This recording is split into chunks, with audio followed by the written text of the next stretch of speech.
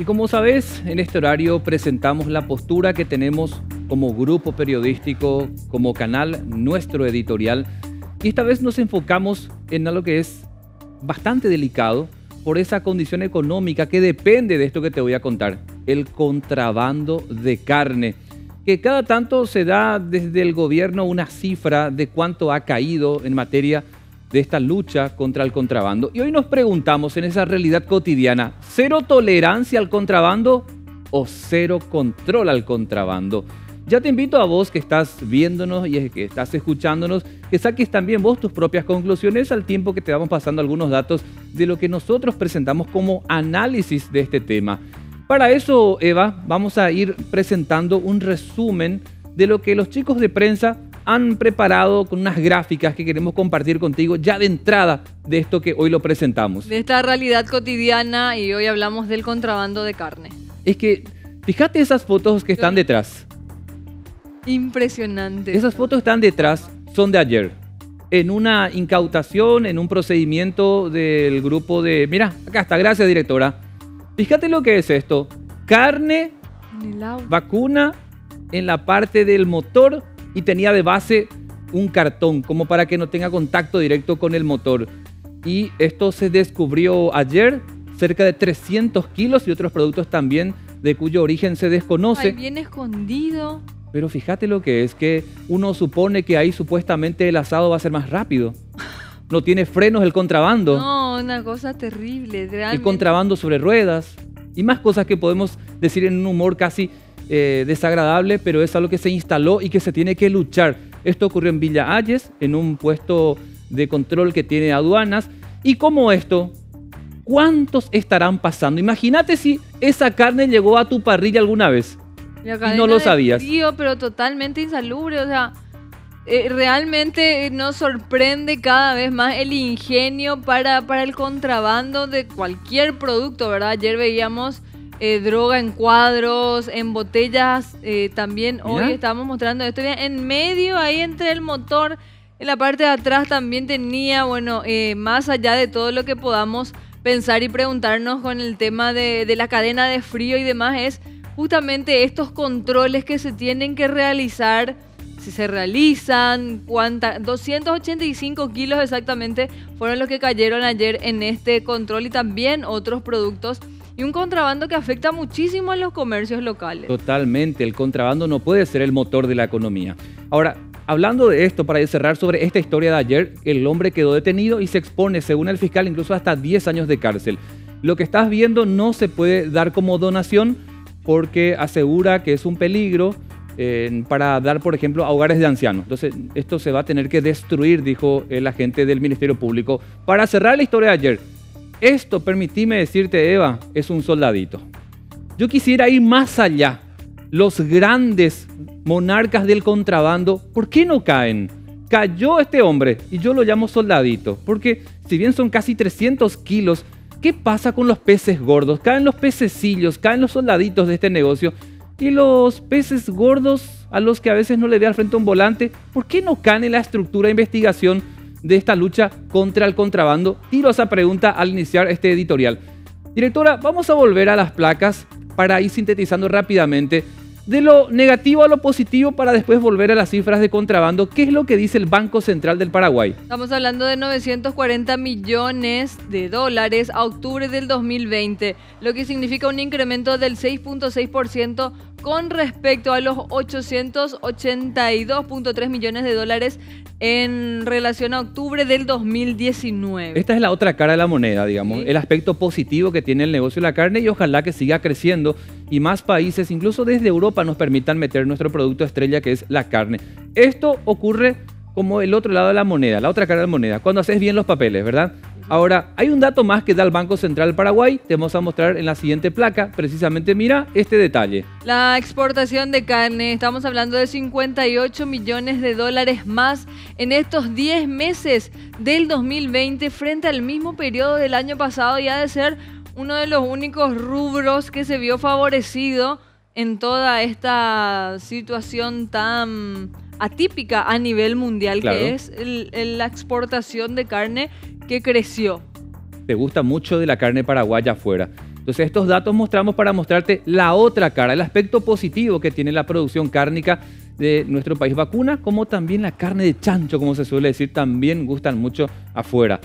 Vamos a avanzar en este análisis que hacemos y ahora vamos al reporte oficial saliendo del Banco Central. ¿Qué dice el Ministerio Anticontrabando? Estamos hablando de 50 millones de dólares en 2 años de incautaciones.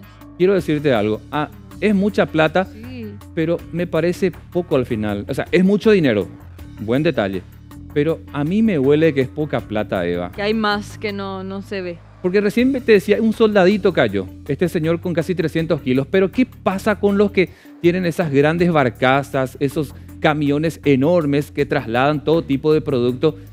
50 millones, es muchísima plata, qué pena que esto caiga en relación a un hecho de que te muestra que evidentemente los controles no están haciéndolo bien del todo. Bueno, ¿qué más tenemos, directora? La siguiente placa, mira este detalle, solamente esta semana. 2.000 millones de guaraníes esta semana en incautaciones. Ese es el reporte oficial del Ministerio Anticontrabando. En algún momento caen, evidentemente, pero ¿y los otros controles, Eva? Claro, los otros puestos, Los otros puestos. ¿cómo va? Y sobre todo, ¿qué nos debería también llamar la atención? ¿Cómo transportan eso? ¿No hay, Sí. no hay algún temor? Porque esto estaba ahí nomás a la vista. Uno sabe que cuando se le puede tocar ese control aleatorio, que es como supongo que trabajan, ¿verdad? Te abre el capó y encuentra toda la mercancía. Y lo terrible, imagínate si se llega a la mesa, si llega a tu plato, lo peligroso que Qué puede ser inconsciencia. para la salud. Vamos a la siguiente placa, por favor, directora. Y fíjate lo que pensamos como medio. El contrabando mata la producción nacional. Por eso vemos hoy día a los campesinos, a los productores, hacen estas marchas y piden a nuestras autoridades de aduanas, de anticontrabando, a la Policía Nacional, a la Fiscalía, que funcionen coordinadamente, porque de lo contrario tenemos a productores que terminan siendo los más afectados y hablan de desempleo, por ejemplo. Esto es lo que nosotros creemos y pedimos a nuestras autoridades que pongan mayor vigilancia, que se pueda combatir la coima, que se pueda respetar el trabajo del paraguayo, la paraguaya, lo que acá internamente se produce, porque de lo contrario vamos a seguir aumentando el desempleo y muchos van a venir hasta Asunción, desde el interior del país, diciéndote esto que estás viendo en la pantalla, que el contrabando, así tan ligeramente como tenemos, mata lo que producen en nuestro país. Así mismo es, e ir generando conciencia hoy en este espacio editorial. Quizás hablemos de la carne, que nosotros muchos como consumidores no podemos saber, pero ¿cuántos puestitos hay en cada esquina, Diego, que venden productos que nosotros como ciudadanos sabemos que no pagan ningún tipo de impuesto, y de esa manera estamos afectando a la gente que sí está aportando a nuestro país, a los productores nacionales, como vos decís? Así que evitar desde todo punto consumir productos que vengan del contrabando. Vamos a una última placa y ya en un rato le damos paso también a Carlos para que se sume a este análisis y presentamos esto: contrabando versus competitividad. ¿Qué pensamos como medio al respecto? No basta con saber cuántos productos entran al país, sino qué se puede hacer mejor. Y esto más que nada, insistir en este detalle, tenemos que buscar que el paraguayo, la paraguaya, pueda seguir creciendo a nivel de competitividad, que lo que hace realmente, y te pongo un ejemplo, Sí. tomate. Muchos te van a decir, a mí me gusta el tomate argentino más que el tomate paraguayo, y duele escuchar eso, Eva, pero termina siendo una realidad, porque te dice, en la práctica, el tomate argentino te dura más tiempo, el tomate argentino es más durito, el tomate argentino te da para hacer hamburguesa. Ok. Podés licuarlo, está mucho tiempo de mayor resistencia que el del paraguayo, entonces duele escuchar. Entonces, en consecuencia, te pongo un ejemplo: el tomate implicaría que realmente tengamos mayor competitividad en maquinarias, en preparación de suelo, en lo que hace a la producción en cantidad. Si no llegamos a ese efecto de la competitividad, también el contrabando penosamente va a ser muy aceptado por el consumidor, Claro. por el cliente. Totalmente. Y te decía eso, la gente a veces opta más por el tomate argentino, por ese detalle que te mencioné, que por el tomate local. Bien, reforzar también entonces ese acompañamiento que tiene que tener el Estado, sobre todo con nuestros productores nacionales. Y de esto que te presentamos en nuestras placas, vamos a sumarle también a otro compañero desde otro estudio para que nos dé su punto de vista en este editorial sobre el contrabando y, por supuesto, apostando por sobre todo a la competitividad y a la honestidad. Carlos, ¿cuál es tu punto sobre el tema? Que es intolerable esta situación, Diego, Eva, audiencia, pero no hay ningún tipo de voluntad por parte del Estado para poder acabar con esta situación. Lo cierto y lo concreto es que es un negocio muy rentable no solo para las personas que ingresan con productos al Paraguay, sino también para las instituciones que tendrían que controlar y evitar que esos productos ingresen al país, que ganan dinero haciendo la vista gorda. Para hablar mal y pronto, cobran coima para no ver que pasen los productos de contrabando en los puntos fronterizos. Obviamente, generalmente nos enteramos de este tipo de cargas que son importantes, la de la carne, digo, ¿no?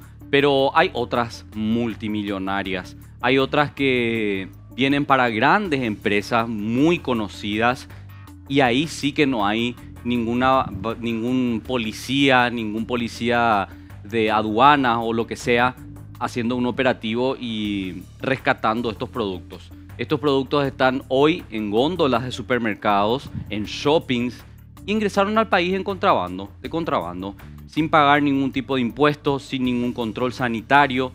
Y esas son grandes empresas que tienen una complicidad al más alto nivel. Y decía, es muy rentable no hacer bien las cosas en este país, porque mucha gente gana plata gracias a eso. Los controles no se hacen, las fiscalizaciones no existen, las denuncias no tienen ningún tipo de seguimiento y nos conformamos con este tipo de operativos que son muy atractivos para la prensa, que le damos un amplio destaque, pero es simplemente la excusa para que las instituciones sigan permitiendo que ingresen cargas al país multimillonarias y para ellos no hay ningún tipo de incautación. La voluntad política no existe, eso está clarísimo, y lo que ya mencionaban ustedes, lo importante que la gente sepa es que consumiendo productos de contrabando no puede asegurar que el mismo esté óptimamente en cuanto a nivel sanitario. Y mirá si lo certificamos ayer con esas imágenes que compartíamos, Carlos. Sí. Lo mismo pasa con los aceites, con el café que se compra en la calle. Muchas veces dice la gente, sí, pero es más barato. Sí, claro que es más barato, pero ese producto no pagó ningún tipo de impuestos. No paga el alquiler de un local, no paga el sueldo de los funcionarios, no paga el transporte y está en la calle bajo el sol sin ninguna medida sanitaria y puede convertirse en un producto nocivo para la salud. Imagínate que vos vayas, no sé dónde se puede comprar esto, ¿no? No sé si se vende en una carnicería local o en un supermercado y vos pedís un corte, te entregan y después te intoxicás con la carne. Por supuesto, claro que puede pasar porque las imágenes muestran que en realidad se transporta de manera insalubre.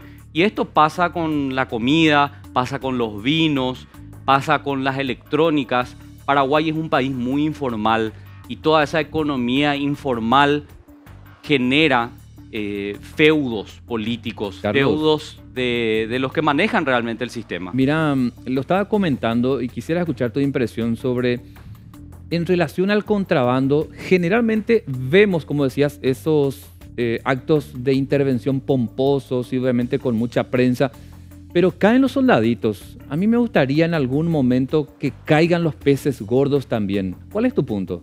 Totalmente, los financistas. Ayer lo estábamos conversando cuando preguntaba el senador Querey aquí con nosotros sobre la carga de cocaína, ¿se acuerdan? Claro. Donde conocimos a uno de los responsables del transporte, pero nunca vamos a conocer a los financistas. Lo mismo pasa con el contrabando, Diego. Cae la gente que está haciendo el trabajo de transporte, que muchas veces es contratada o es logística de la propia empresa. Caen los soldaditos, como vos decís, pero nunca, y eso sí que te pongo la firma, nunca cae el financista, la persona que financia este tipo de operativos multimillonarios. No es esto de los barquitos. Acá se transporta cigarrillo, ¿verdad? Porque Paraguay también tiene un alto índice de cigarrillos enviados al Brasil en contrabando, pero detrás de esta gente que está haciendo la carga, como están viendo en pantalla, hay un financista, hay una persona que pone plata para que toda la logística funcione. Y lo que nosotros esperamos, Diego, pero nunca ocurre ni va a ocurrir, es que cuando caigan estas cargas, el Ministerio Público haga la siguiente pregunta: ¿de quién es la carga? ¿Quién pagó por esta carga? Bueno, fulano de tal venga y explique por qué está metiendo productos de contrabando. Eso no va a ocurrir, Diego, porque no hay voluntad política, y lo que nos muestran es una parte de la historia para que podamos distraer un poquito la atención y decir que están haciendo algo, porque en realidad no están haciendo nada. Cerramos así este espacio editorial. Buscamos que sea mucho más fuerte el control al contrabando, de ese modo a cuidar la salud pública, de ese modo a cuidar los empleos, de ese modo a cuidar la economía nacional, que ya no sea una realidad cotidiana el contrabando en el país. El contrabando de carne no puede ser el motor de nuestra economía. Sé que hay un altísimo nivel de informalidad, pero se debe luchar contra ello. Se debe, es más, potenciar la producción local en un alto porcentaje y contrarrestar esto que estamos viendo. Porque, como ya lo decía Carlos, como vos reiterabas también, Eva, es un peligro para la salud pública. Imagínate que esa carne termine en tu parrilla y en tu plato, no sabes cuánto te puede afectar. Además, este sujeto no metió nada a tributación por esta compra o después posterior venta. E insistimos, no solamente se debe apuntar a los soldaditos, hay que apostar también a los peces gordos para que caigan y cerrar este negocio, cerrar este mal que se instaló hace muchos años y así luchar también contra la informalidad económica en Paraguay.